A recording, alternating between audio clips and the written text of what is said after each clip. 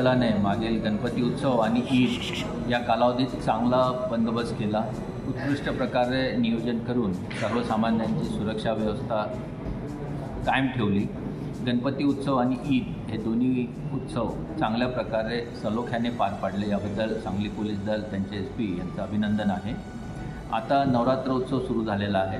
नवरात्रानिमित्त सांगलीकर सगळे जिल्ह्यातील नागरिक आणि सांगली पोलीस दलास माझ्या हार्दिक शुभेच्छा आहेत। सांगली पोलीस दलाने महाराष्ट्र राज्यामध्ये CCTNS या विषयामध्ये प्रथम क्रमांक पटकावलेला आहे। त्याबद्दल महाराष्ट्राच्या पोलीस महासंचालक यांनी त्यांचा ट्रॉफी देऊन गौरव केलेला आहे। याबद्दल मी सांगली पोलीस दलाचे अभिनंदन करतो।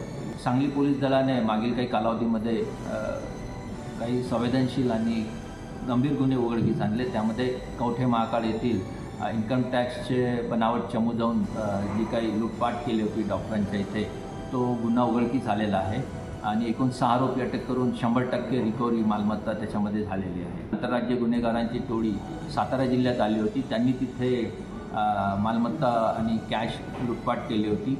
त्यांनासुद्धा ट्रॅप रचून सांगली पोलीस दलाने तासगाव भागामध्ये अटकाव केला होता आणि त्याच्यामध्ये गुन्हा उघडकीस आणण्यास आणि आरोपी अटक करण्यास मदत झाली होती। महाराष्ट्र संघटित गुन्हेगारी कायदा मकोकामध्ये 2 टोळ्यांना प्रस्ताव सादर केला होता सांगली पोलीस SP यांनी। त्या दोन्ही टोळ्यांना आम्ही MCOCच्या तरतुदी लावून कलमाची वाढ करण्यात आलेली आहे आणि या ऑर्गनाइज्ड क्राईम सिंडिकेटला या कठोर कारवाईसाठी अटकाव करून पुढचा तपास सोपवण्यात आलेला आहे। संबंधित SDPO ते तपास करत आहे।